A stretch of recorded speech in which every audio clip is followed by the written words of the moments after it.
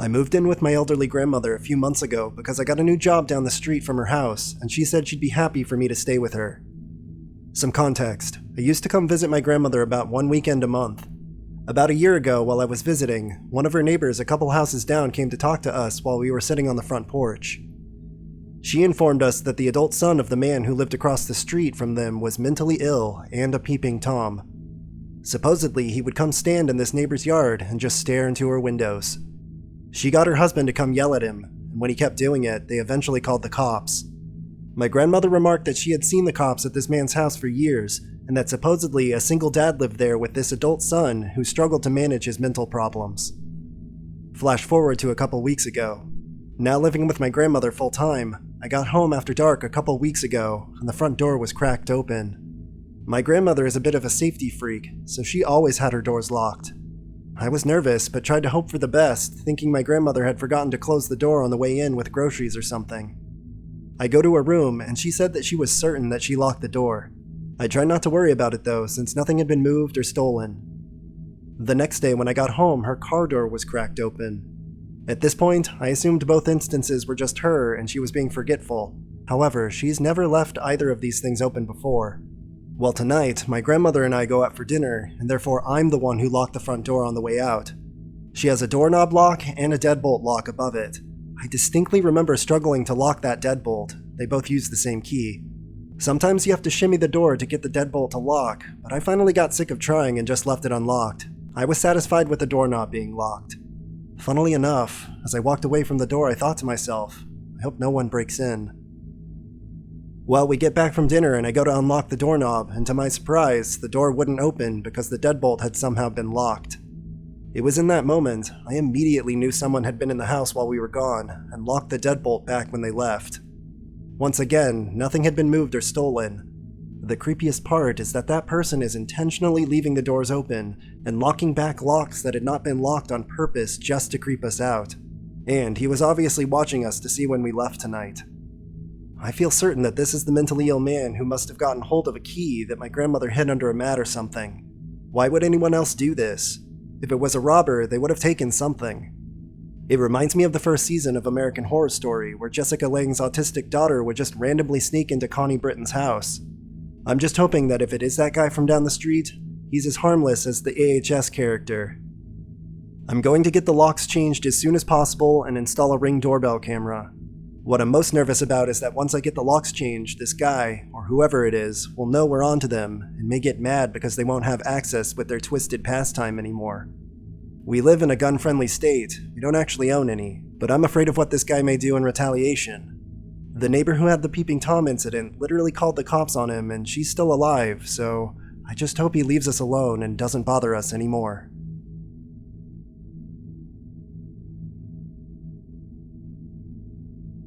This story happened 3 years ago, around the time that COVID started, so it was a while back, but still worthy of a post. It was early 2020 and I had just gotten a new job in a small town near my area. While looking for a place to live, my sister offered to rent her house to me. She had bought the house 2 years prior, but she and her husband didn't really take to it, and their commute to work was long, so they moved out and the house was uninhabited. Luckily for me, it was actually pretty close to my workplace, around a 40-minute drive, and my sister pretty much rented it to me for free. I just paid for the water and electricity and looked after the house. I was living there for a solid 2 or 3 months and had already gotten used to it. One night after coming back from work and parking my car, as I walked towards my door, I noticed something odd. There was a cigarette butt on the curb to my house. I leaned down and picked it up, thinking that it might have been mine since I'm a smoker, but after looking at the brand name, I realized it wasn't mine and just threw it away. I didn't think much of it and just shrugged it off as some asshole throwing it at my curb. I went on with my night and nothing unusual happened. 2 days later, I was once again walking to my house when I spotted a few more cigarette butts, this time near my porch. Needless to say, I was pissed off and thought that someone sat on my porch and smoked, but since I didn't know who it was, there was nothing I could really do about it. I noticed that they were put out pretty recently though, so whoever it was probably walked off as I was approaching. That night I was watching a movie on my laptop and it was pretty late, probably past 1 a.m., so I was surprised when I heard a car passing by. It was a suburban neighborhood, and it was COVID, so people rarely ventured out at night, but I didn't think much of it either. Around half an hour later, I was surprised when I heard chattering nearby. I listened intently, but I couldn't hear what they were talking about as their voices seemed almost muffled and quiet. By this point, I was getting a bit unnerved, so I stopped the movie and quietly got off my sofa and walked to the front door to make sure that it was locked. As I was approaching the door, I froze mid-step as I heard the two coming up to my porch and reducing their talking to a whisper. I realized right away that whoever this was wanted to break in. I leaned against my front door and waited, expecting a loud bang against the door or the doorknob to be shaken, but it was oddly quiet. I decided to walk over to my window to see if they had walked away or changed their mind. My windows have bars from the inside out that you have to unlock so that you can move to the curtains or look out the windows comfortably. I slowly unlocked the bar mechanism and lifted it up. I moved the curtains and was taken aback. Leaning up against my window was a man. He was as startled as I was because he basically stuttered over his own steps as he jumped back. He tightened his hoodie to cover his face, so all I could really see was his big blue eyes staring at me. His friend realized what was going on and right away started to kick the door in. He kicked it a solid 4 or 5 times, but the door wouldn't budge. All the while, I was staring at them, frozen in fear and trying to comprehend the situation. I snapped out of it and slammed the bars over my window, locking them and running up the stairs to the storage room where I pushed a table up to the door and called the cops. As I listened and expected the two to come inside any minute, I heard a loud crash and the bars from the windows being shaken aggressively. When they realized they couldn't get in, one of them let out a long, angry scream that probably woke up half the neighborhood. By the time the cops came, though, they were long gone. The police couldn't find out who it was, but were more active in the neighborhood in the following weeks. Regardless, I wasn't too keen on staying there, so shortly after I moved out. My sister sold the house a few months later, and as far as I know, nothing similar ever happened since. I honestly don't know what they wanted, or why they were so determined to get in, but whoever it was, let's not meet again.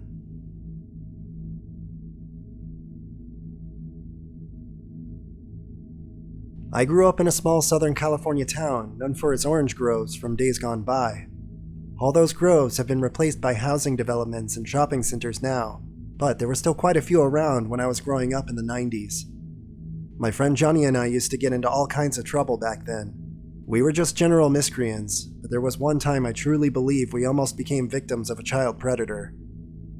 If anyone reading this also grew up in the 90s, you know that it was a different era. We'd be out all times of the day and our parents would have no idea where we were. There were lots of kidnappings back then. I can remember multiple times that I was offered candy or asked by some creep to help him find his cat. I'd always say that I'd go check with my mom, and by the time she'd get outside ready to whoop some ass, he'd be gone. So anyway, Johnny and I were up to no good one day after school. We were trespassing around this orange grove that bordered his street. We started pulling these little metal things off the irrigation channels and tossing them around. All of a sudden we heard a sharp whistle and both of us looked up to see a man about 25 feet away from us wagging his fingers and going, But his reaction was not at all proportional to the property damage we were causing. He clearly didn't own or work in the grove because instead of screaming at us to stop, he had a grin from ear to ear. I can still see his face in my mind all these years later, and it still gives me chills. Johnny and I stood there for a second watching this guy. Then we look at each other and Johnny looked back towards the guy and shouted, "Run!" I look over and this guy is in an all-out sprint toward us. Despite the physical exertion he was putting into his sprint, the grin was still there. Johnny and I ran harder and faster than we ever had before. We made it out of the grove and back to his house before noticing the guy wasn't behind us anymore. We quickly forgot about it though, because Johnny's family had just gotten a Nintendo 64 and we started playing some Mario. I can't remember if it was the next day or week or whatever, but sometime after this happened, we were with his mom getting donuts, and we saw a wanted poster with a sketch of a man that looked awfully similar to the guy who chased us. He was wanted for trying to kidnap a boy outside of a school. Johnny and I looked at each other and seemingly telepathically agreed to never say a word. I don't know why we never spoke up. Maybe because we were at the age where we would have been relentlessly bullied by any homophobes because of the mere possibility that we could have been raped. But we never did speak of it again. As I'm typing this, I'm considering reaching out to him to see if he remembers it all, and if it aligns with my memory of the incident. There were so many different things that happened in my childhood in the 90s that could have easily ended with me dead. Somehow I'm still here and I have my own family now. I trust no one because of incidents like that. I always have my head on a swivel. Dude who may have been a child rapist that chased me and Johnny into the orange grove that day? Let's not meet.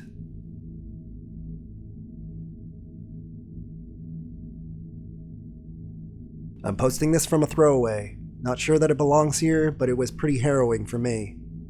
I'm not going to get into the details of this here, but I met a man who was much older than me at 18. He was around 40 or something, maybe a little older, who sexually assaulted me. He seemed to be lying throughout the entire event about what he was actually doing, trying to convince me nothing was happening, and baby-talking me as if I were a child. Obviously, I was fucking hysterical at this. For reference, this happened in a house in the middle of nowhere. It's a long drive out and surrounded by a bunch of forest, and to the back of the house there's a field full of stalks you have to wander through in order to reach the main trail, which opens up onto the side of a lake in a heavy forest. After he was done assaulting me and finally let me go, I launched up from his bed and immediately began searching for my clothes, which he refused to help me find at first. It was 2 a.m. in the late fall and everything was pitch black in the house. I could only feel around the floor, forcing my back to him sometimes. Eventually, he got up from the bed without saying a single word and pulled my underwear out from underneath his bed, where he had hid it along with my phone and bra. That always gets to me when I think about that, the fact that he hid them. I thanked him profusely and stole away what clothes I could find along the floor, then hurried to the kitchen so that I could dress there with my back facing the front door. While I was getting dressed, he followed me out and stood naked a few paces away from me, just watching me change. First, he tried to gaslight me and tell me nothing had happened, that I was overreacting and panicking. Now, at this point, I would have said anything and done anything, so I firmly agreed with whatever he told me, and even told him anything that happened was in fact my fault, wholeheartedly agreeing so I could keep him occupied while talking as long as I was changing into my clothes. I kept feeling like if I let the conversation drop and let us drift into silence, he was gonna hurt me. At some point while I was talking, his face turned completely cold. It was like a switch going off, totally dead eyes. He kept staring at me in utter silence, just watching me with no emotion. And at this point I broke into tears finally, because I was sure he was going to hurt me again, or even kill me, as he had threatened to hurt me before. I asked him through tears if he was mad at me. He didn't say a thing. He just watched me get changed with no emotion on his face. I begged him not to get mad at me.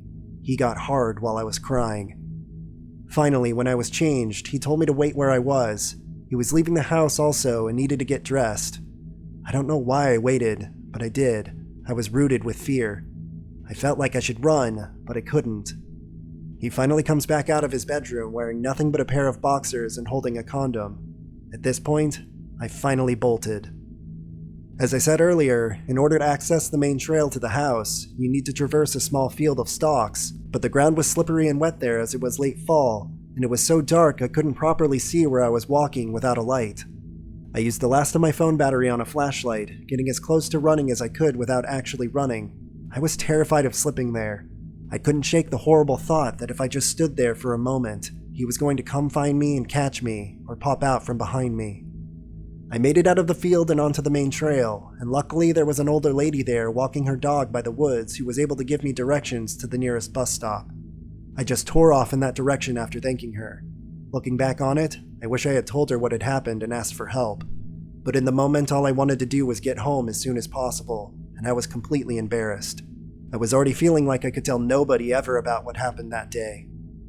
It was a long trail, and my phone died on me at some point, but I was able to see where I was going eventually because the bus stop was lit up by a street lamp. It was perched on some kind of slope that overlooked the trail below. When you stood at the top of that stop looking downwards, the entire trail and forest looked almost pitch black, except for faint outlines in the darkness. You certainly couldn't see a person in the shadow. The bus that would take me home came in 30 minutes. The bus that would take me in the wrong direction came in 15. There was a digital clock counting down the time, as most bus stops have in my country. At some point, maybe about 7 minutes before the bus in the wrong direction would have arrived, I heard a man yelling in the darkness. He kept yelling, and like I said, this was 2 a.m., so there was nobody else outside.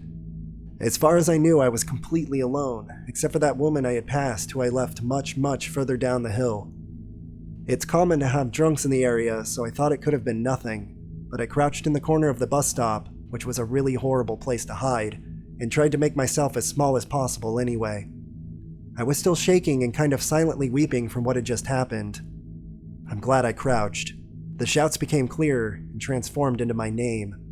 At this point, I was crying and praying, begging for any bus to arrive, while this man continued shouting my name in the darkness below, searching for me. Nothing else happened, luckily. The shouting stayed on the trail below, and I stayed crouched at that bus stop until the soonest bus arrived, in the wrong direction. I burst into fresh tears again as soon as I was on the bus. I'm sure I looked like I was on drugs, but nobody questioned me or said anything. I eventually made it home safely with a bit of a detour. So, to the rapist who followed me through the dark at 2 a.m., looking for me for God knows what, let's not meet again.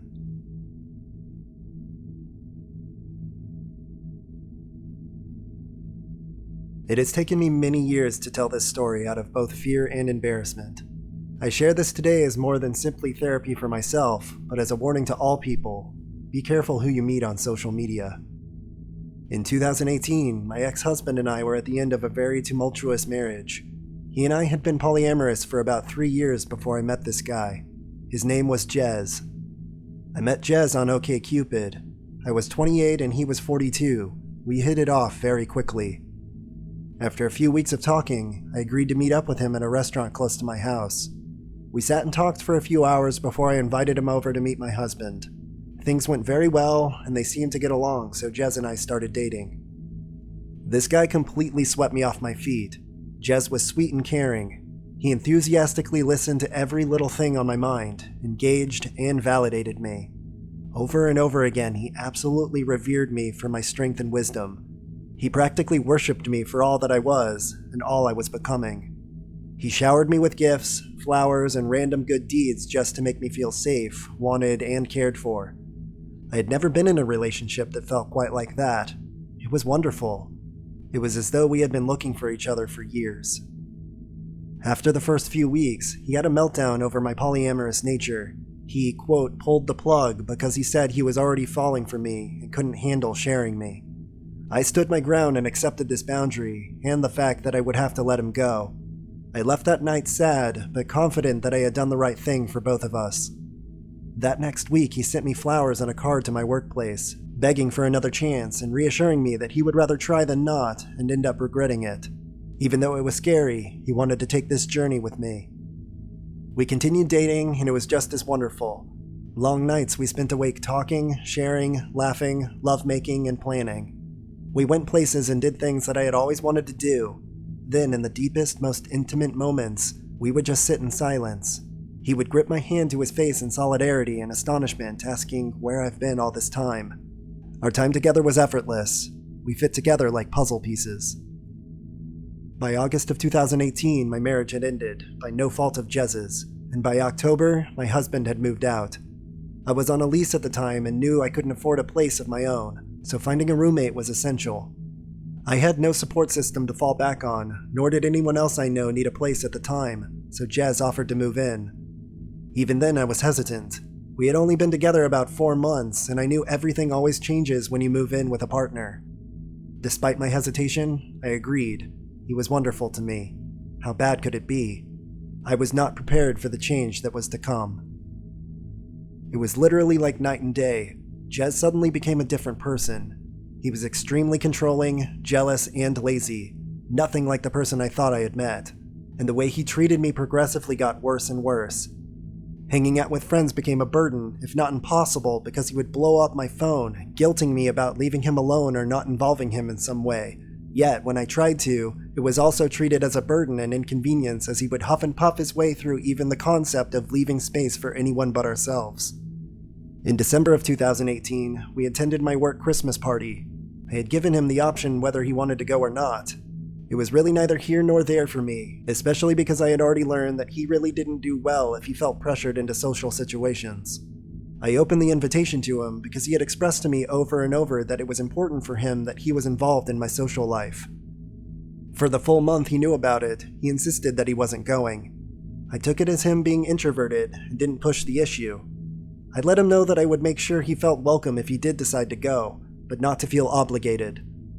I was surprised when he changed his mind at the last minute and insisted on going, and even more stunned when we went and he actively acted as though he didn't want to be there.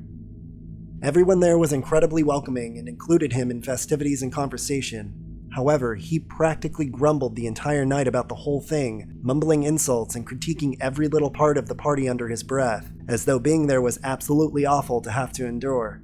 No one really seemed to notice the low whispering insults and gripes. At one point, after a couple of glasses of wine, my direct manager leaned into Jez and started praising him.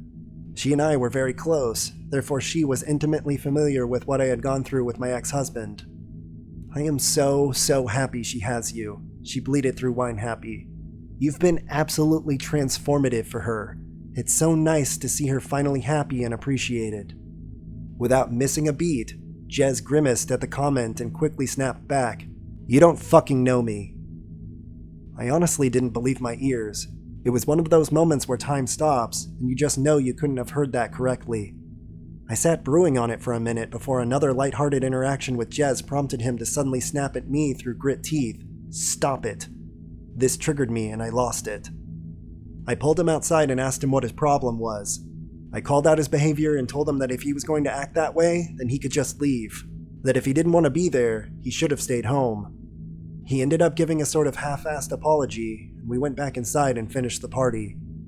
I remember the drive home that night, staring out the dark window at nothing in particular, in worried silence. I might have messed up.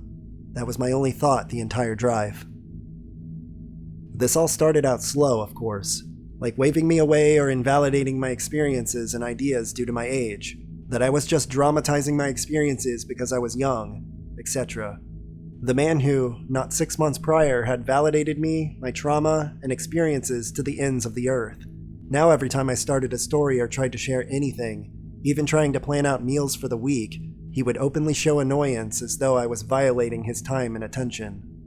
Before I knew it, he was snapping at me over every little thing. If I asked how his day was or talked about my day, he would aggressively shut it down. "Why do you always ask me that? I don't want to talk shop at home. I really don't care about your work. It's work." Before I knew it, I couldn't even bring him a plate of breakfast without being snapped at. It was though he was testing me. When Jez and I first started dating, he flat out refused to talk about most of all of his exes. He refused to name them or discuss any of the issues or lessons learned. They, quote, didn't matter, he would claim. They weren't in his life, quote, for a reason.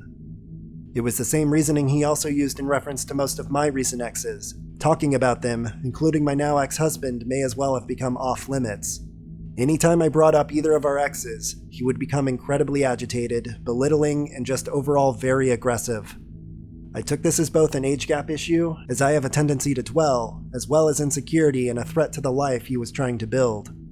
However, after he moved in and this hot-button topic had been established, several times he would bring up his exes and how they looked, telling me on more than one occasion he, quote, would have never dated me back in the day, and that I was, quote, lucky he lowered his standards.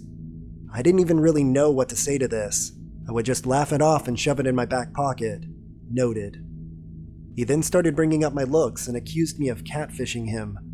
I had stopped taking care of myself due to the isolation and had also put on some weight, so most of my clothes that I had once felt great in no longer fit. And since Jez had also been dishonest with me about his financial position, he was also needing extra money here and there, leaving me broke almost all of the time. A horrible tragedy happened that following summer while Jez and I were together. I received notice that a good friend I went to art school with shot himself in the head while tripping on LSD. Our whole class was devastated. He was, without contest, the best photographer of our class and one of the most kind-hearted individuals I had ever had the pleasure of knowing. Also, as someone who is very familiar with LSD, I was rocked. Jez, however, was far from supportive. He pretty much immediately shrugged it off. That's life. I guess that's what he gets for fucking around with LSD. I was baffled at such an unsympathetic response, and even more later when Jez started to interrogate me about my relationship with this guy, asking when the last time it was I had even talked to this friend. You don't even know this guy anymore. Who cares? I broke up with him the first time after he called me at work raging. I was busy, so I wasn't able to answer right away, but once I was finally able to answer, I was met with intense anger. It was storming, and one of my dogs was having an anxiety attack due to the storm and separation anxiety. This wasn't the first time, and he was well aware of what she needed in those moments. Why the fuck aren't you answering my calls? You answer when I call you. I don't care where you are. He went on for a few minutes, calling me a shitty girlfriend and laying into me over my sudden distance and lack of communication while I was at work. At this point, I was done and I had lost it. I tore into him over everything, especially causing problems for me at work. That being in my life is a privilege, and if he's going to wake up every day acting like he hates me, then I don't know what on earth he's even doing with me. I told him that I expected him to get his things and leave. He was always threatening to go back to his old roommates where there was still room. I didn't want him there when I got home, and we could coordinate times for him to come and get the rest. He flat refused, suddenly victimizing himself, claiming he had nowhere to go. How dare you make me fall in love with you? How dare you take me to meet your father and then dump me? My manager and her husband ended up following me home that evening because she was concerned for my safety and had offered to let me stay with her for a few days. I will never forget the scene I walked into. My boss stood next to me, watching as this 42-year-old man crawled on his knees before me, begging for mercy and communication, at one point wrapping his arms around my leg, crying into them. "I can't believe this is happening. She's the love of my life, you know that?" he cried to my boss. I couldn't believe what I was witnessing. This was the antithesis of the heartless person I had been spending my days with. I shook him off and went to the back of the house, gathering enough of my things to get me through the next few days, as well as any other valuables I could think of. It took a few days, but after about a week, Jez started blowing up my phone, apology after apology. Suddenly, he was the man I met again, full of humility and self-awareness. He acknowledged the awful way he had treated me and sent me walls and walls of well-thought-out messages, psychoanalyzing his own behavior, where it comes from, and the ways he knows it needs to change. I took him back. Like a dumb, desperate girl, I took him back. It wasn't long into the second round that he started to guilt me over the breakup. My panic had damaged his relationship with the people in my life, and he made sure that I knew it was my responsibility to fix it. It wasn't long after this that my car ended up breaking down at a gas station close to home. There was a very nice couple in the vehicle next to me that came to my rescue and checked things out under my hood. The gentleman turned out to be a mechanic for a living, so he had a pretty good theory about what could potentially be going on. By this time, I had already attempted to contact Jez to let him know what was going on and where I was. It wasn't long till he got off of work, so he told me to sit tight and would be there shortly. Meanwhile, this sweet couple stayed and kept me company while I waited. Jez barreled in about 15 minutes later, completely ignoring the couple that had helped me. Touching base, the gentleman handed me a slip of paper with a name and a phone number on it, revealing what he thought was going on with my car. That was before Jez butted in, cutting him off, saying, "I said she's fine." I could see the woman out of the corner of my eyes slink away at this comment and get into the passenger seat of the car. I could feel the sudden tension, like maybe she's been here before. The gentleman didn't move and shifted his attention to me as Jez walked into the store. I could see he was clearly concerned. "Are you okay?" he asked in a low, almost whisper. "You don't have to answer that, but if you need anything..." He looked down at the number in my hand and nodded to it. Seriously. With that, he got into the driver's seat of his car and drove away. I've thought about that couple countless times since that night. Everything went right back to the way it was before, as though the initial breakup never even happened. The same eggshells, the same belittling. If anything, it was worse, because I had permanently damaged our relationship. If I had just, quote, not been so dramatic, if I didn't, quote, run away from everything, then maybe he wouldn't have to work so hard for respect in my life. One night we got into an argument. I don't even remember what it was about, but I had to be up early the next morning for work, so I paused the argument in order to get some sleep. When I went to lay down, I heard the TV turn on. I have a sound bar, so the volume can get pretty loud. Jez proceeded to turn the volume up and up and up, far past any volume I had ever pushed those same speakers to, even for parties. The very walls were reverberating with the sound of the TV at astronomical volumes. Jez then started laughing hysterically. It was a laughter manic with anger, as though something might be funny on TV, but he might also jump out of a window right now. I remember laying in bed absolutely horrified at what was happening. I knew things had gotten bad, but now I was scared. I got out of bed and asked him to turn it down, to which he responded, scoffing, "I'll watch TV if I fucking want to," and turned it up even louder. I felt like I was in a horror movie. I started crying at this point, begging him to please just let me sleep. He started mocking me and calling me names for crying. Oh, wah, poor baby is crying again. That's your card, isn't it? Crying? This caused the fight to start again, and he started screaming at me. Followed me to my bedroom, where he suddenly punched a door not 2 inches from my head. His eyes were black, and he looked at me in the eye, sending the clear, unsympathetic, and hostile message that was a warning and next time he wouldn't miss. My whole system had shut down at this point, and I sunk to the floor in a panic attack. My ex-husband had issues with violence. Jez knew that. All our rentals prior to that one had holes in walls and doors peppered throughout our unit due to my ex-husband's inability to handle his emotions. But he never hit me, or even came close to it. I crumpled to the ground feeling powerless, trapped, and afraid. As my thoughts continued to race, he continued to berate and mock my panicked state. Most of our argument from that night was a blur, but ended abruptly once he threatened to put my social security number on the dark web. At this point, all that was left in me was to fight. I blacked out and went ballistic, screaming at him to get out. I felt rabid and dangerous as I screamed like a banshee for him to leave my home. It was over, and I was ending it that second. I contacted my landlord and explained what had been going on. Jez would also end up contacting her, weaving his own little tale that I was moving out and tried to have the lease transferred into his name. Luckily, since I was several steps ahead of him, my landlord didn't fall for it and contacted me immediately. She personally came and changed my locks for me, gave me the personal contact of a police officer close by in case he showed up again, and took half off my rent for the next month. I am forever grateful to her for these simple acts of kindness that were above and beyond anything I would ever expect from a landlord. It took weeks for him to stop messaging me. The only reason I didn't block him was out of fear that he would show up at my house. Though I had contacts for protection, I knew that I would rather get a daily apology video than have to deal with him on my doorstep. So they persisted, for a while anyway. The same act from before. The love bombing, the promises, grasping at straws trying to find the weak spot where I would let him back in. But I ignored it. It continued for weeks before he finally gave up. He bowed out gracefully, stating boldly that he will always love me. I left him on red. The illusion was destroyed. It took me several years to pick up the pieces. If my divorce wasn't enough, this definitely made me lose trust in myself. I still don't understand what the endgame was. In one of our last discussions, I asked him desperately, what happened to the guy I fell in love with? Jez looked me dead in the eye, smirked, and said, "That guy doesn't exist. I told you what I had to tell you in order to get you away from that fucking asshole husband of yours. You're just stupid and fell for it. Jez, let's not ever meet again."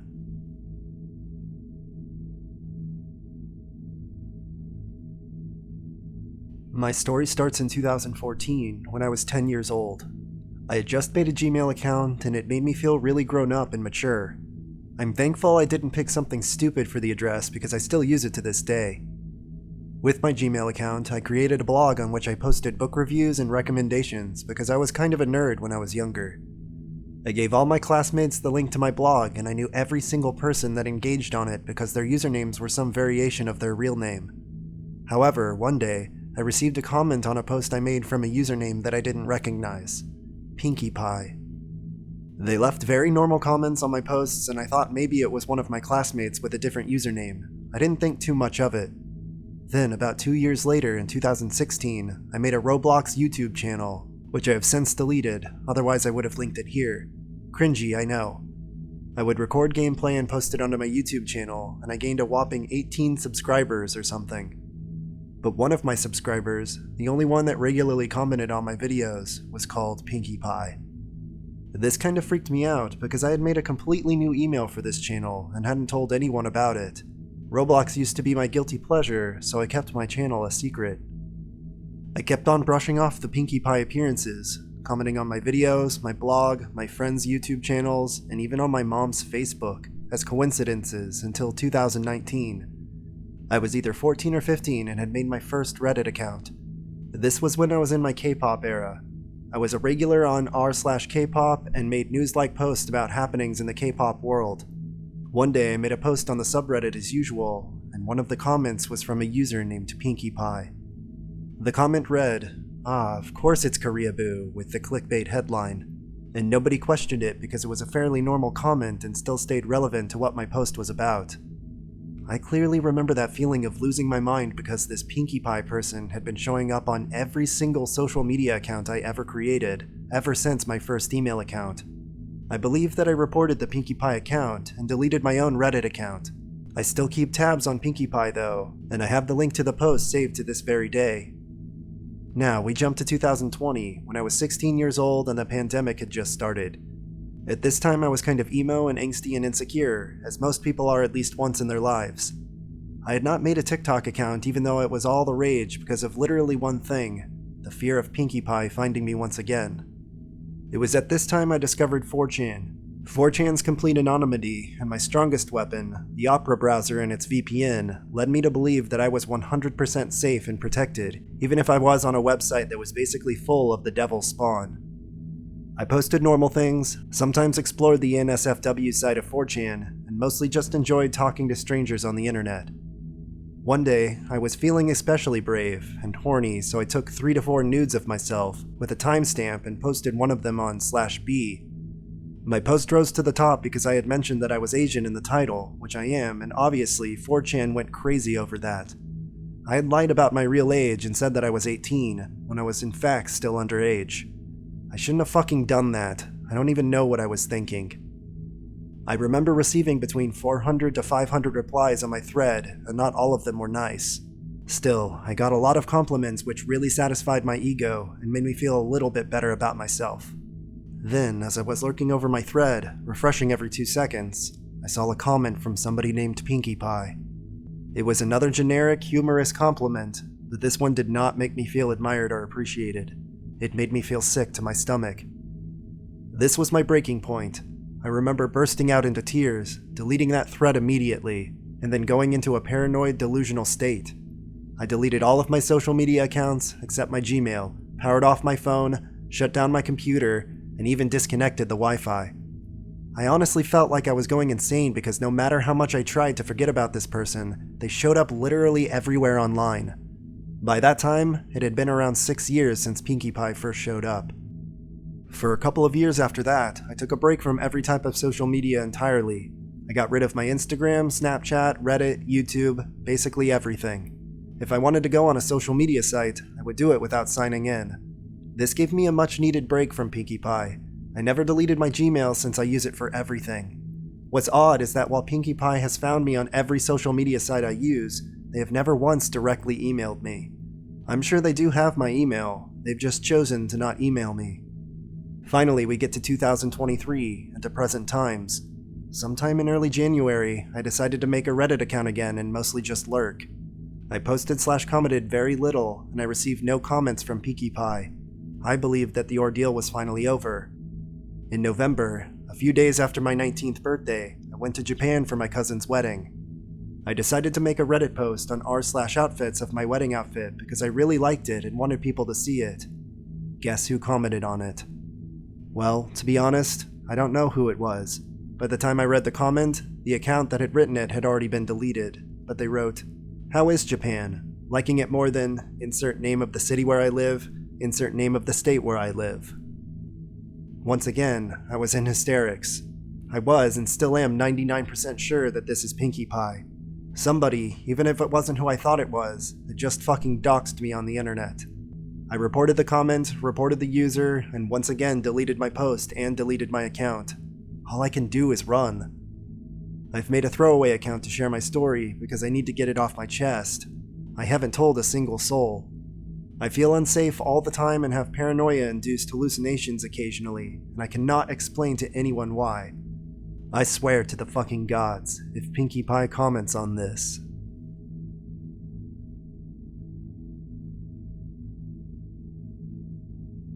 In June of this year, I moved out of my parents' apartment as I finally got a steady job and longed for some sort of freedom. I looked for apartments that were affordable in my city and found one that's a 2 or 3 minute walk from my parents' apartment. To me, it was perfect. I'd get to live alone and my parents would still be nearby so I could visit them whenever I wanted to, or pop in to have breakfast with them. The apartment itself is great. It's not really much to look at, but for a single male, it's more than enough. My apartment has a long corridor connecting each room together from the sides, with my front door being at the start of the corridor. My bedroom is the second room on the left, but since the walls are pretty thin, you can literally hear people in the apartment complex walking, talking, etc. from my bedroom, and any other room for that matter. Last week I came home from the pub after meeting with some friends. It wasn't really late, around 10:15 to 10:30ish, and I had the day off, so I took a shower and hopped into bed to watch Netflix. It was probably around midnight when I heard a faint knock coming from the front door. I stopped the show that I was watching and listened for a minute or so, and just thought it was my mind playing tricks on me. I continued watching Netflix when once again I heard a 2-motion knock on my door. I sat up from bed, went to the door and looked through the peephole, and sure enough, it was pitch black. I once again shrugged it off and went back to my room, but before I could even sit down properly, I heard a slightly louder knock knock. At this point, I thought it was one of my friends playing a prank on me, so I called my friend and asked if he was knocking on my door, and if it was him, it wasn't amusing. He paused for a second and said, "Dude, I'm at home. I have to be up at like 7:30. I believed him and hung up the phone. I was talking pretty loudly, so whoever was knocking probably heard me, and as soon as I hung up, I heard another knock. At this point, I was pretty pissed off, so I walked to the door looking through the peephole and saw nothing again. I then unlocked the door, took a peek, didn't see anything, and closed the door and locked it. Me being angry and a bit intoxicated, I decided to wait and catch whoever was knocking, so I spent a solid 10 minutes silently looking through the peephole before being a bit startled as someone put their hand over the peephole and knocked again. I immediately started unlocking the door and ran out to the apartment hall. I heard someone booking it down the steps and heard him supposedly lean against the wall as his jacket shrugged the wall. So I ran a few steps down before realizing that whoever this was waiting behind the corner to get the jump on me. I hurried back inside and called the cops. They were there within a few minutes and scanned the building and the street, but couldn't find anyone. They told me that it could just be some kids pulling a prank and to never run after someone. They kept a patrol car around the entire night, and the knocking stopped. It could have been some kids being dumb, but the part that gave me the fucking creeps was the fact that whoever it was ran down the stairs and stopped behind the corner. He didn't keep running. If it were some pranksters, I find it more likely that they would have just booked it outside. As I said, it's been a week and the knocking stopped. It kept me on edge for a few days, because I just expected to be jumped by someone when walking into my apartment, but so far nothing has come of it. I've let it go at the moment, and just hope that it won't happen again.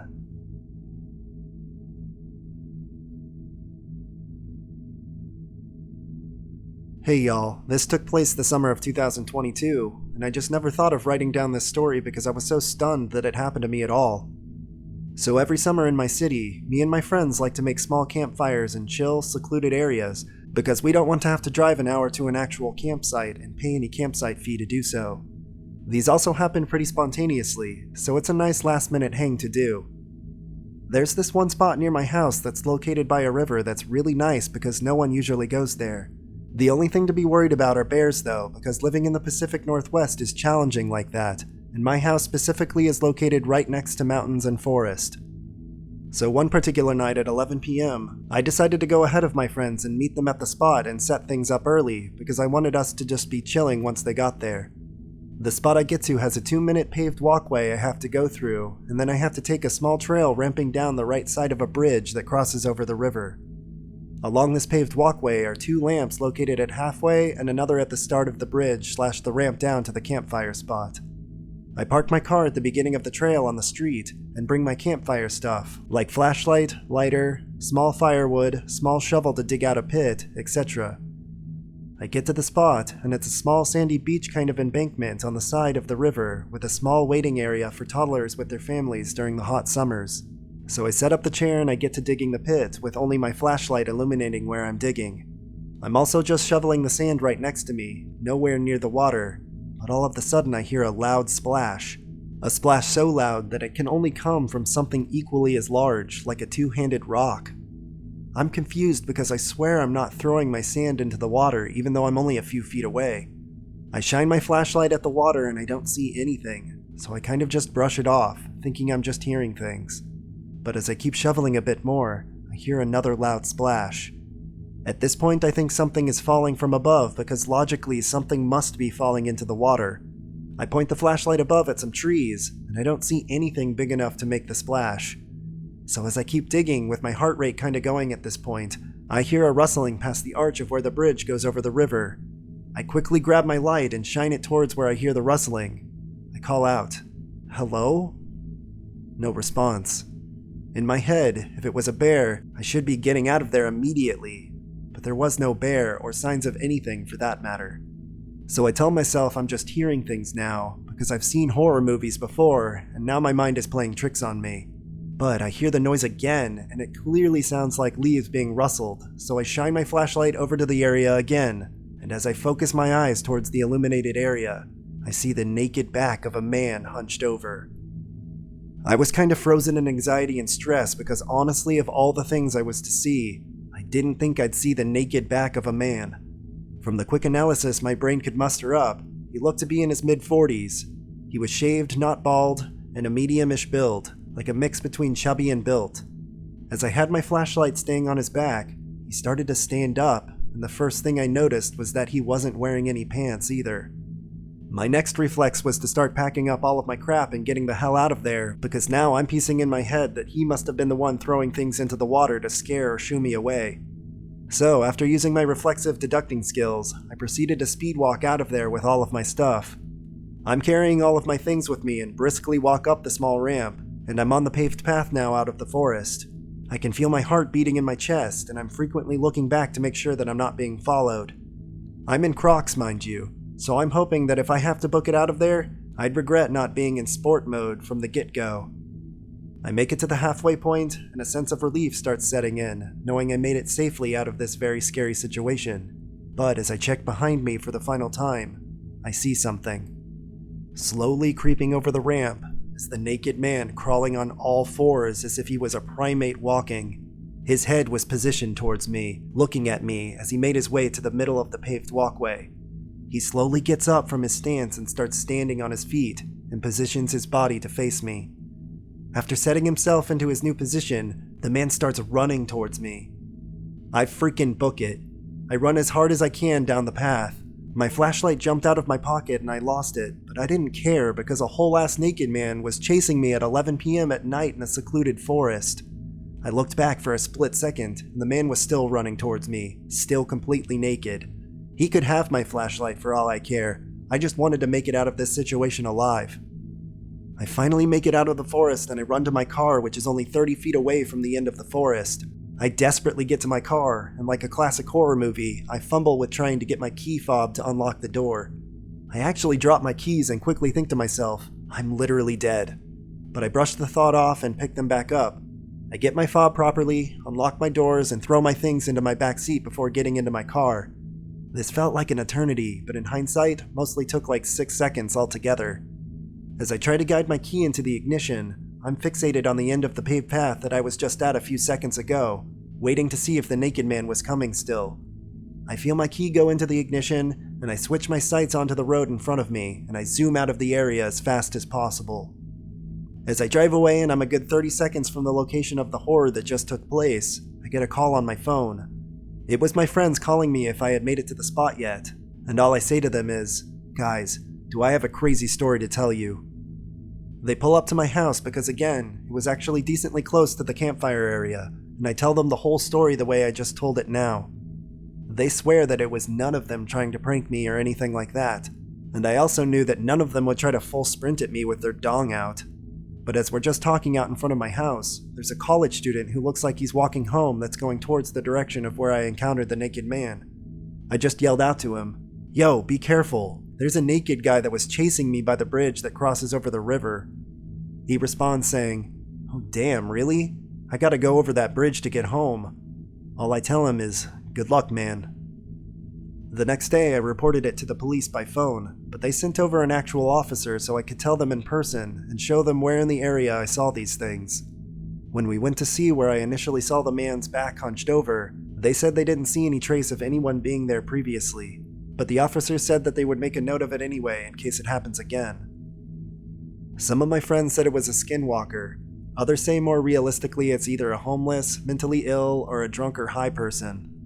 One theory I've heard my friends say is that it's a future version of me pulling a prank on a past version of me, because honestly, if time travel is real, I would totally screw with my younger self like that.